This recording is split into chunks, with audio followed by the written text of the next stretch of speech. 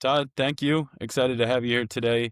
And we are going to be having a fun conversation, man to man. You have a wealth of experience and knowledge in a high demand, very intense profession, now retired. So I'm excited, honestly, for people to get to know the man that is Todd Nielsen, the legacy that you're building, what you've done, what you've accomplished. It's nothing short of admirable. So thank you. Thank you for your time and just for being here. Oh, absolutely, man. It's my pleasure. Cool. And if you guys don't know, you'll know a little bit of his credentials here in a few minutes. But Todd is not all of us get to operate at very, very high levels of intensity, our life on the line day in and day out. But that has been his reality, was his reality for what, 2 decades, right? Yeah, 25 years total, at about 17 and a half years as an operator. Wow. Okay. So retired police officer. Now we'll get into everything. I want you to tell us about what you're doing now and everything in between, but retired police officer, a lot of years undercover, doing some intense stuff. So give us a peek behind the curtain, like the man behind the badge and what life, a little bit about your background and history. So 25 years with the San Jose Police Department. I worked in narcotics, prostitution, fugitive apprehension, human trafficking. Those are the big ones, but I did a lot of things within the department that, it's just kind of day-to-day stuff with training and setting up programs like our active shooter training program and all that kind of stuff, setting up our rifle program. There's just a lot of little things that it makes it on a resume, but nobody really talks about it because it's just on a resume. Sure. So 25 years. So how many of those years were you, I guess, what you would call like, right, kind of entry level in like the construction world, right? The laborer, the door knocker, like you're going in just kind of getting started. How many of those years before I know you've had some more decorated team leader and really, high level operator positions. What did that kind of growth look like and how did that happen? So I don't know, it's more of like you always have to do your patrol time to get things started, but I was one of those, what they call 1 year wonder. I was fortunate where I had some reserve time. So, I did it for free just to gain experience and all that kind of stuff and to make myself an easier person to select to get Okay. hired for the police department. Because at the time, if you were a white male and didn't speak any languages, the chances of you getting hired were about 3%. In that area. Wow. So it is what it is. So I did everything I could to try and make it so that I could be more hireable. And I knew I wanted to work for San Jose because it was one of the bigger departments that were out there and allowed for a lot more growth and doing different things within teams and special operations and all that kind of stuff. So it was a good gig, but the realities are the background in being a reserve and then going into it full time was definitely helpful. Like I was a field training officer within 2 years of being hired on full time. Okay. I have no So clue what that means, but it sounds cool. Like the it's field training officer, what they are is that they take the kids that are fresh out of the academy gotcha. Okay. and we're doing all the on the job training with them. Oh, wow. Okay. Okay. I'm Yeah, with you. so I literally I very quickly learned um how what I say, what I do, how I interact with these people is going to change their career and their lives. I mean, Wow. it's crazy when you sit back and you look at it and go, wow, I've had somewhere in the neighborhood about 18 to 20, somewhere in there, 18 to 20 recruits. And I still have conversations with them. Uh, it's fun to sit back and kind of go, wow, what an influence I've had on people's lives and their careers. That's awesome. So it creates quite a bond pretty quick because you're in a similar high intense, right, situations with somebody. You're learning pretty quick. Was it natural in those kinds of situations for you to trust like easily? And was that just kind of in your upbringing, right? To trust your brother and the person on the left and right and kind of who you're serving and fighting the good fight with to serve the community? Not at all. No. Okay. Okay. So what is that like? They're like, you've got to, because I know you and I know that you are very detail oriented. We'll say that. I mean, OCD, whatever. I'm the same way. Yeah, Like you're right to definitely OCD. but it's for you, it's probably almost therapeutic, I'm guessing, because that repetition is your training. That repetition saves your life. That repetition allows you to operate in a space of calm in absolute freak out and chaos situations, right? So it's intentional OCD, and I know why you have it. Yeah. I love that about you, which is it's fun. But how do you overcome that with like wanting to be the guy that I know how I would do this. I know that it's going to get done 100% and really well. Like now I got to trust this other guy over here that I just barely met, like to Yeah. rely on him. A lot of it is you have a conversation with them going, look, when things get nasty, it's you and me, Hmm. and we'll call in help if we can get it. But the bottom line is we've got to handle this. And if we can't handle it, then it's going to be on us. So, Yeah. and once like the new kids, once they figure this out that, hey, you're there to support them, all of a sudden they realize that, hey, I'm here to support you, so Cool. it becomes a mutually beneficial relationship where you start to realize, hey, I've got to do what I've got to do in order to keep us both alive. Yeah. You know, And you don't know what type of person they are. You don't know what their upbringing is like. You don't know what baggage they're bringing to the force. You don't know what their experiences or preconceived notions or like whatever but it's also the challenge of, I think in your world, like it is probably going to be a lot of ego driven. You got to prove myself. I we need to make a mark. I want to progress. I want to grow. I want to get promoted. Like, so there yeah, is an individuality aspect to it, but at the same time, a team aspect, so you could work in a good sports scenario or something like that. That's tricky when you're doing some of the undercover work that you're doing, not knowing you breached. You told me before about just the undercover missions. Like how many doors have you breached, and what leads up to that? Like going into not knowing who's on the other side of a door and what you're going to be met with, or what sort of hostile environment you're walking into. yeah. So I sat down and I kind of figured out that I've done in the neighborhood of about 3,000 tactical entries. That those are live entries in my Wow, career. wow. The Live entry realities means of like guns drawn. We're going in. We don't know what's going to happen. yeah, I don't know what's on Wow. the other side. Okay. And when that door opens up, I don't know what's going to be on the other side. Wild. Okay. And when you're in patrol, I think it's a lot more difficult, versus being in a special operations capacity because we do so much background, so much history checks. We get a general layout of the building and all that kind of stuff. There's a lot of stuff that builds up to get to that point before you Yeah. actually breach this. So you got a pretty good idea of what you're going to run into. The hard part is when you're doing it ad hoc per se, where it's just spur of the moment, hey, we got to do this and we got to do it now. And that's primarily where like the patrol guys, that's what they're dealing with. And whenever I was back in patrol, I would always be a field training officer because of my background, my experience being in patrol and my background, we were called to do all kinds of crazy stuff. The recruits always knew that if they were riding with me, we were going to get into it to the proverbial defecation we would step in. Let's just put it that way. Yeah. Yeah. I like that's a good way of stating it. Very cool. But so on the other side of this, let's go like step out of the professional world for a second and into putting the father hat on. You've got a wife, you've got children, you've got like, right? So you're doing this career, you're progressing over 25 years. Now you've got a wife. Like, what does that look like? Like, what experiences really shaped you as a husband and a father, living and really evolving as a man in this high intense role? Man, well, first of all, my wife is an absolute saint. She's just amazing to be able to put up with, number one, the special operations lifestyle, because luckily we met and started dating while I was already in that world. So she kind of got used to it. So it'd be a whole lot different if I had been in patrol and then go into that intensity of the special operations community and all that stuff. But it was funny because like we had gotten our wedding all planned and all this stuff, all that stuff, and then we had some family stuff happen that we had to postpone it for a little bit, and then the next thing you know, she's like, "Hey, just for the record, we're gonna have a baby." I'm like, "Holy crap! This was not on my bingo card that year."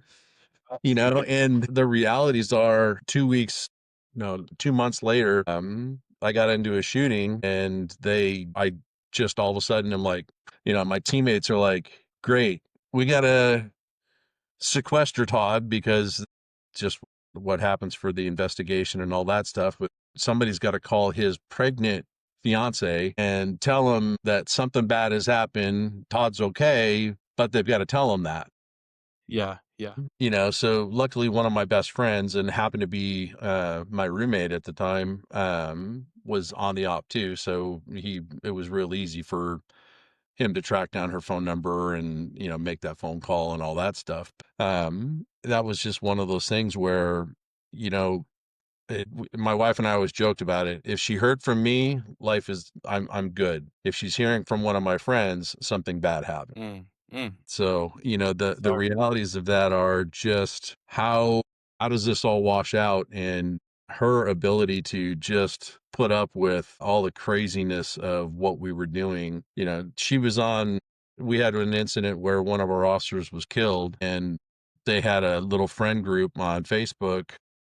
Within Geez, I didn't even have a chance to call her. It was about 20 minutes into the incident where after Mikey got killed, and they figured out that number one, it was a specialist and the general area where that they were working, and they had it narrowed down to 3 people that it could have Wow. been within this Wow. little Facebook group. So 3 wives are just sitting there trying to figure out where's their spouse and what's happening, and just kind of playing that game. And Yeah. I can't even imagine what that feels like.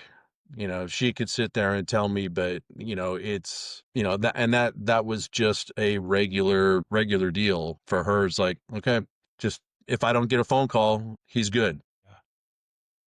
Yeah. No news is good news. Maybe that's where that line of work, maybe Yeah. that's where that saying came from. Yeah. That's wild. So because it's totally different. Like it's one thing to be, a bad mamma jamma on the battlefield and go out there and do what you need to do for your profession. But I feel like when we come through the doors of our home, like I don't care like what you were out there, like you need to operate at a completely different capacity in the home with the wife, with the kids, what it is that they might need, emotional intelligence, all the stuff that they're needing support from you in different ways. They don't need you to operate and, diffuse a very hostile situation. They needed you to be, caring and listen and you're like, whoa, whoa, whoa, whoa, whoa, right? Like I was just out there and full on interrogation mode and chasing somebody and in a Yeah. fight and in a gunfight, like you said, like how do you shift gears? How do you just put it in park, let it go in neutral for a second? Now, like you're almost in reverse, completely doing the opposite role. Like, right, women want to be safe and taken care of, and feel safe enough to be vulnerable, and like that's the complete other side of the spectrum from anything we've talked about to just even start this. Yeah. Well, How do and you handle that? that's a reality. And I mean, full disclosure, I was not the best. I was used to being the end all to be all. If somebody asked a question or there was a decision that needed to be made, I would make it and there would be no discussion about it. And that's it. Yeah. You didn't question it, you just did it and executed on what you needed to get done. Being at home, it's different story. My wife's in charge. Like, I'll just full disclosure, I have amazing, wonderful children because of her. It's just the reality of that. And, there were times when we would butt heads about it, and, full disclosure, I was wrong, and it's hard for a guy with my professional career to be able to accept that and move with that and understand it. To be honest with you, it took me a good 4 or 5 years post retirement before I started to figure out, wait a minute, that's not what happens here in this house. Your wife's in charge. And because I was always gone, or we were supposed to be working 4-day work weeks. We're working 5 to 6 day work weeks. It's supposed to be 10-hour shifts. Sometimes it was 18, sometimes it was 20, a lot of times it was 30, Wow. and you literally, I packed two meals and pack clothes for 2 days every day. I'd Wow. go to work just in case. Wow. And it's just okay. It is what it is. We had a number of incidents where stuff went bad, and our worst was 12 days straight trying to get one of our officers was shot and killed, and we were hunting that suspect literally for 12 days. It'd be yeah, I'm fine. Okay, yep. This is what's going on. Yep. Okay, yeah, I got about 45 minutes sleep. I'm good. Mm, You're just running on caffeine and adrenaline. yeah. So Yeah. it just is what it is. Yeah.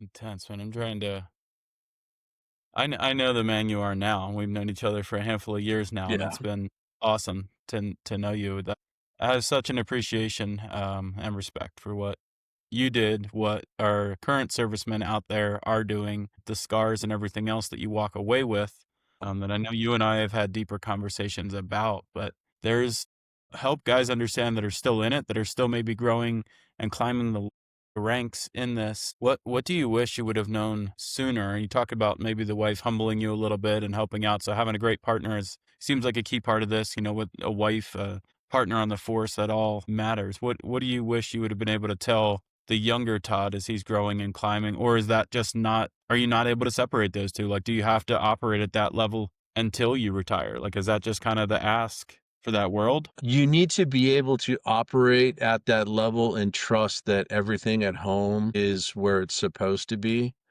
The hard part is when you are at home to communicate with your spouse, whether it's your husband or your wife, because we had females on the team too. They face the same issues that the guys were facing. That it's an intense thing. You're constantly on the go. You're constantly in charge. You're constantly making life or death situations. It's intense, and Yeah. you've got to find a way to decompress. My encouragement would be to stay away from alcohol or any other type of mind altering stuff, we'll call it, because it's just going to lead to further issues. And I know in my case, for sure it did. It's just one of those things where you've got to be paying attention to it. And then, even though your spouse may not want to hear about what's going on, it's incumbent upon you to be honest enough with yourself to go, okay, I need to talk about this. And your spouse is supposed to be your best friend and be the one that you're supposed to confide in and all that. So let them know that, hey, I need to just vent this out to you just so that you know where I'm at. Yeah. And there were a lot of times where I would just internalize things that were going on, especially working the human trafficking side of things and the prostitution things. It's such a dark and nasty, nasty, evil world that, a lot of that stuff I didn't want her knowing that that's what was going on. Sure. There's the amount of violence towards children. And when I say violence, I mean sexual violence, towards children that I've had to see just because of my profession. No one should have to see that.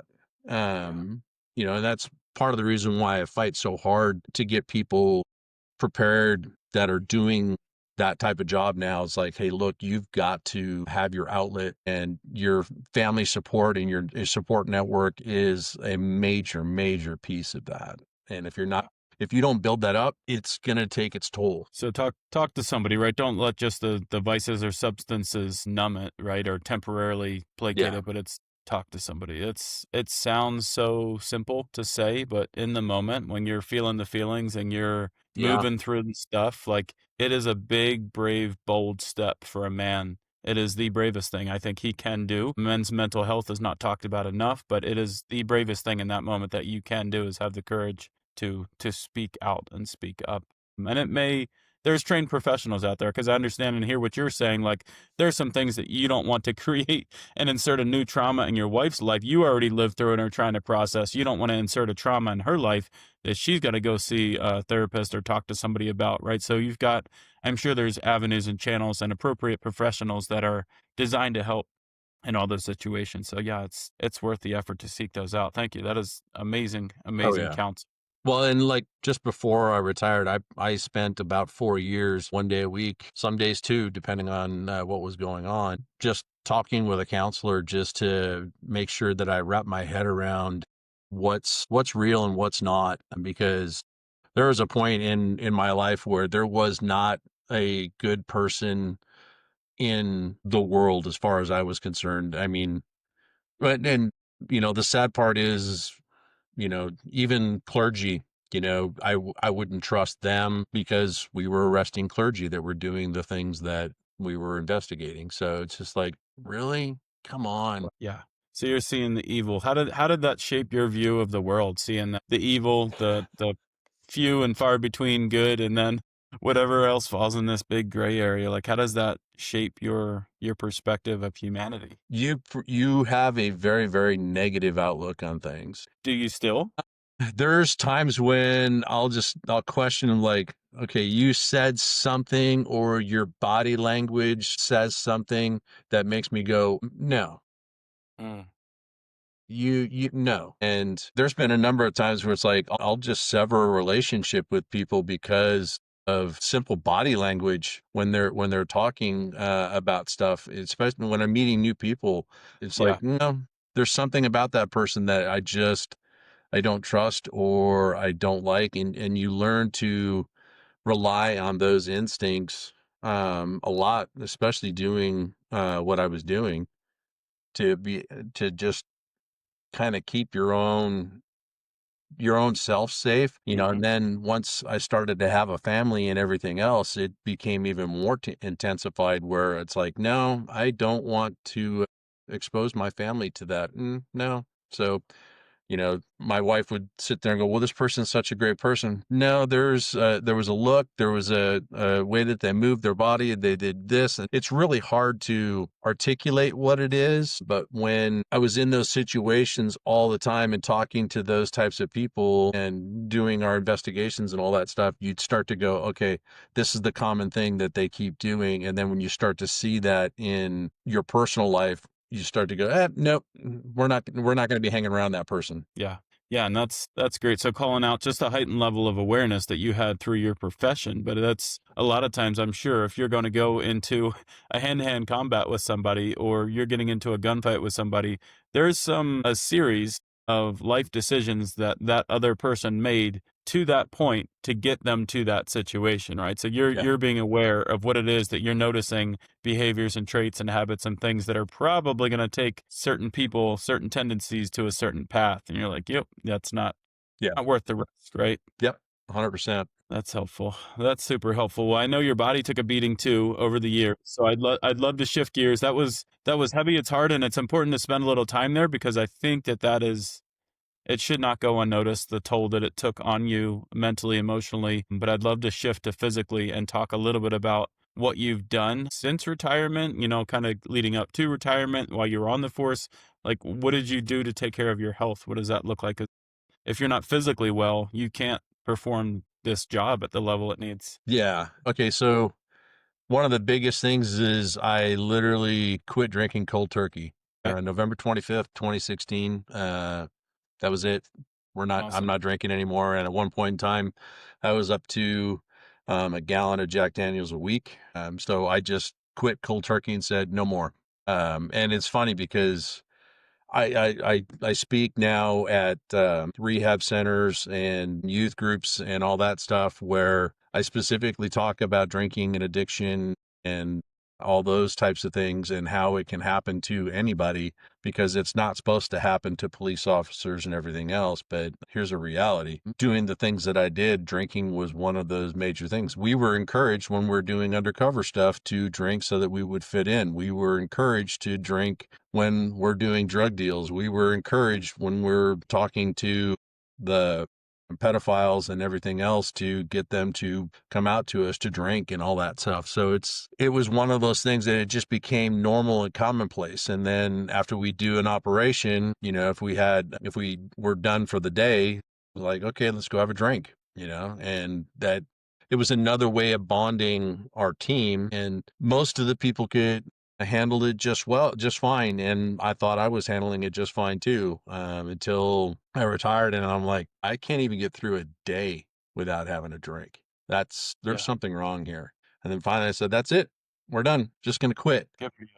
Yeah. But on the physical toll that it took on my body, obviously alcohol does a lot of internal damage and everything else. You know, the physical aspects of my prior profession were, you know, I've had an ACL reconstruction. My ankles are so bad that I pretty much always have to wear boots to get the extra support because the tendons have been stretched from so many sprains and dislocations and relocations and inflammation and everything. What ultimately retired me is I lost the use of these three fingers in a fight with an armed robbery suspect.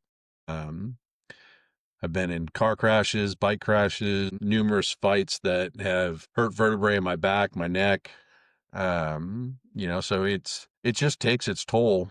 And you have a choice of, okay, so what are you going to do? And now everything for me is just let's maintain some physical fitness so that the bone structure can stay where it's supposed to. And I don't look like the statue of David, and my body type just never will. It just is what it is. But I'm physically strong enough where my body can maintain my skeletal structure so that it stays intact. And then I try to eat as much natural stuff as possible so that there's no preservatives and processing and all that kind of stuff that's going on to, again, affect your body, affect my liver, affect my kidneys, so on and so forth, just Yeah. because of the damage that I've already done to it just to get through my career. Yeah. Yeah. It's a lot.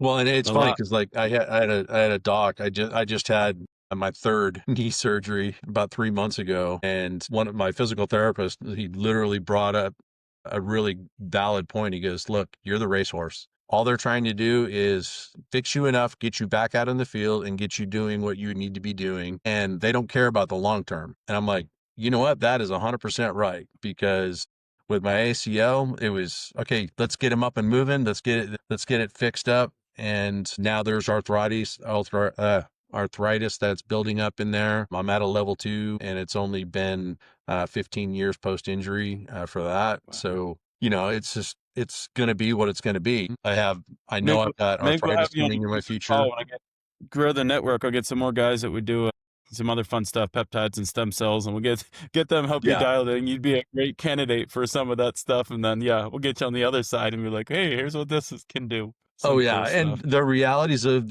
the stuff that's coming out nowadays for taking care of our bodies, It's and awesome. that'd be another major piece that I would highly encourage anybody that's going into the profession that I was in, is take care of your body Yeah. because it's the only one you got, and how long you want it to last is entirely up to you and how much work are you gonna put into it, because Yep. you have a choice. You can either put the work in while you're doing it, or you can put in the extra work once you're done. And where I'm at, and that's pretty much where I'm at now, where I'm constantly putting in more and more work just to keep my body functioning the way that it should. Yeah. Awesome. Awesome, and congrats again. I know that you've done amazing things, leaps and bounds since I know you said it was hard for you and cold turkey and everything being just completely done alcohol. I never drank personally, but it's been in and around my sphere and environment for 30 plus years growing up. Like it was just always there, family functions and, friends and through Yeah. college and like it was there. It just was kind of a personal decision, maybe back to my OCD. Like I never engaged, kind of a bit of a control freak and athlete. And I think that kept me on a decent path in some good ways. So there were some blessings and I had some guardian angels looking out for me, but it's powerful for guys to hear a message. There are things that are going to break us down physically. Our body is only so good as the care we give it. So it's important to prioritize that. Do you have a routine that keeps you grounded? Do you have like some daily non-negotiables that you just do not deviate from because you know what it does for you physically? Oh, yeah, absolutely. Before I What are even get those? out of bed, I grab my phone and I do at least an hour of scripture study before I even get out of bed. Right on. Okay. Love that. That is not negotiable. And if I've got to get up Okay. early, well, guess what? That time just gets added to what's going on. If I have to be up at 6, then that means I'm up at 5 just to go make that happen. And that is Yeah. completely, that is not negotiable. Right now, it's a tracker on the app that I use for that. And I'm at 789 days or something like that consecutive. And I'm like, cool, That's, let's just keep it going. That is that's awesome. completely not negotiable. It's funny because even on Sundays when I'm going to church, nope, before I get out of bed, got to do scripture study. Awesome. Love it. The other piece is I've got to do some type of PT. Before my knee surgery, I was up to somewhere in the neighborhood of 5 to 6,000 calories burned a day. Now post knee, now that my knee's 3.5 months now, I'm starting to get back into that same swing where now it's okay, up to 5 days a week of PT. So It's nice, and it definitely helps with the mental aspect and the mental clarity to be able to just move my body and be able to do the things that my body needs to do. The unfortunate part is I've had about 3 months now of just going easy just because of the knee injury, and I it just is what it is. So, I doing know what a I saying I can, heard from a guy.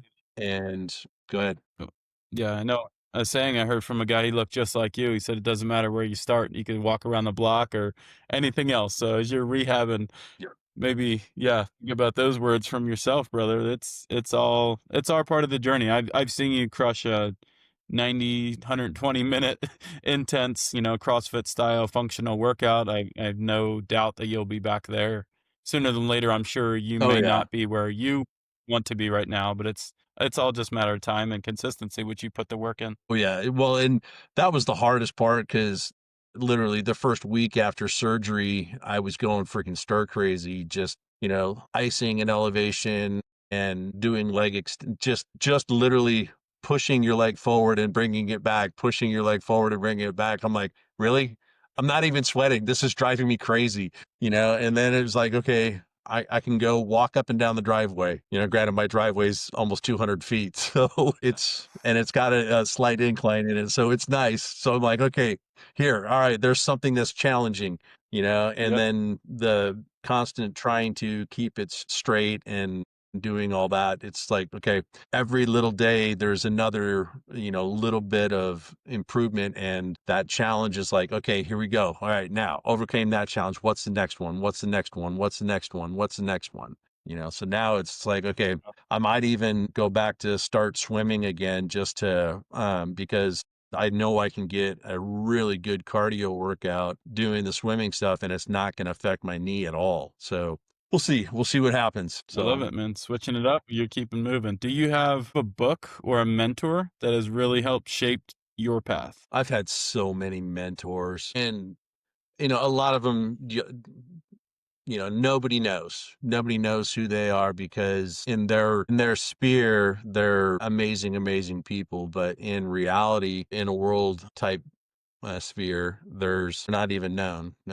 Desmond Casey, a personal friend of mine who we used to work together at a ski shop before I was a cop and before he was a cop. He was a great mentor and role model to me. Gordon Figino, he's the one that got me started in doing training. Mike Arita, when I was a teenager, just showing me how a father should act and how a father Mm, should, what do you call it? Just be a dad, and there's there's so many like little things that, John Chase and just keeping my physical body going. You for just maintaining my freaking mindset and keeping that drive because if you don't maintain the mindset, the rest of it's pointless. thanks, brother.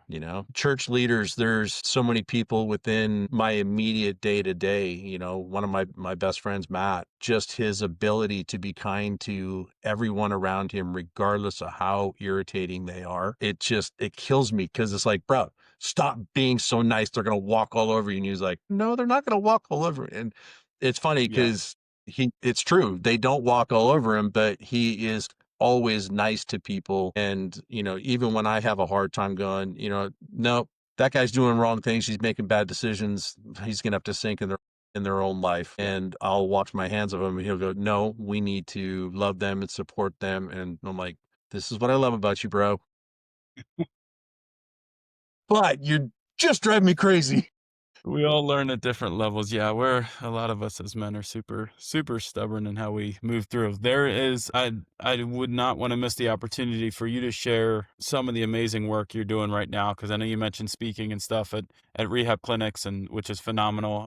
And I think we come in with your level of like credentials and professional experience and then connect with a group that feels like they're lost and nobody can see them. I think that your vast background, right, of relating with, interacting with every different type of class of person and the people that you saw Hmm. with from somebody living on the street to the high rise to anybody else, like that makes you really relatable. So it's super, super generous and just speaks to the person that you are for you to donate your time to give back. And help people out, but I know you're involved in some cool organizations too. So tell me like what your training looks like now for private training that you do. Tell me what groups you're involved with. What are you really passionate about in groups you see doing great things in the world? Oh, let's see. Well, it's funny because really this is the first time publicly that I've ever told anybody that I do speaking engagements at rehab centers and for youth groups and stuff like that, especially pertaining to It's out there now. addictions. Yeah, it's out there now. It is what it is. Let's see. So primarily, I'm a firearms and tactical trainer. I travel pretty much up and down the state of Utah. I used to travel prior to COVID all over the United States to do that type of stuff. And I've now expanded my team. So, my team being, I have 3 partners now that build Nielsen Training and Consulting, or NTAC as we call it. And then I'm also on a board where the Battle Forge Foundation, where we're working with military veterans and our first responder communities to help strengthen and build them up and their families. That's the key part, is we're working with them and their families. And literally, we just started this organization back in June. So it's Okay. still really, really new. The other piece behind the scenes is I'm training a bunch of school teachers to be able to protect their schools and their kids, and that's from pre-K all the way to a high school level. We even have a couple of college professors within the program that I'm working with. And Awesome. I also do a thing called Fight Back Nation, where we do stuff for schools to teach them the counter active shooter training program, Amazing. which kind of highlights the FBI's Run, Heart, Hide, Fight program. The realities are we teach the run, we teach the hide, but we also teach the fight, where the majority of organizations that are out there actually don't teach the fight part. They talk about it, but they don't teach it. So that's kind of Gotcha. a separating thing that we do with Fight Back Nation. That, and super active in my community. I like making my community strong. I believe that a strong neighborhood builds a strong community builds a strong county, a strong county builds a strong state, and a strong state creates a very, very strong nation. Love that.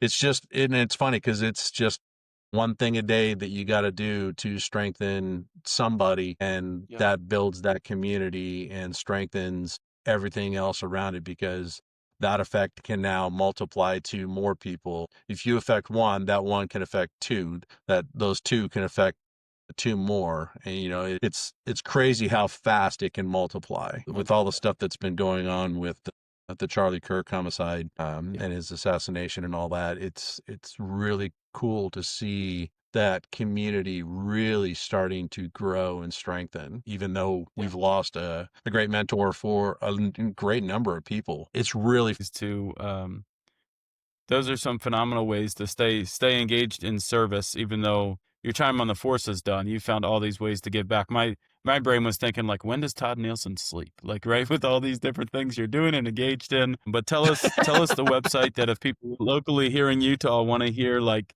how can they find you locally to do private training if they want to, or maybe get involved with some of these organizations? What's the best way to follow you and keep up with what you have going on? You're kind of breaking up a little bit, but I think it was asking what's the best way to get a hold of me. The easiest way is just go to nielsentraining.com, and it's Nielsen. Yeah, it gets misspelled a lot. It took the police department almost 12 years to get it right. So it is what it is. If they We'll spell drop that that in right, the then notes they'll be too. able to get a hold of me. You can shoot me an email. I respond to probably 70 or 80 emails a day, that specifically asking about different training events or different things that I do that we can use to help other people. And if I can't do it, I know somebody that can. I've been very Awesome. fortunate to be able to build that up in my time here in Utah. So if you need something, whether it be a firearms or a tactics related or personal defense, school defense, or anything like that, not a problem. I can totally do that. Or if you need Awesome. something else outside that, especially on the mindset stuff, there's plenty of people that I can direct you to be able to build and foster more relationships and to make people better. Ultimately, that's Fantastic. what I do is I just make better people. You were good at it too. What closing question I would ask you is like, as a man of service, you this is through and through your career now that you're retired, like you're still doing it. So what do you want your legacy as a man of service to be? It's funny because I get asked that a lot. And, the reality is I want people just to be kind to each other. Mm, And that kindness can be something that can be as simple as a hello or a smile. Here's a classic one. I had a dude just like totally cut me off the other day. I just waved to him and smiled. And when he pulled up next to me, he was flipping me off and I just smiled and waved at him. You yeah, could tell it just irritated him, but it's like, bottom line is, bro, look, if you needed to get into that location, cool. I'm okay with that, but you didn't have to cut me off to do it. You still had yeah. another mile. Anyways, it's things like that. Just be kind.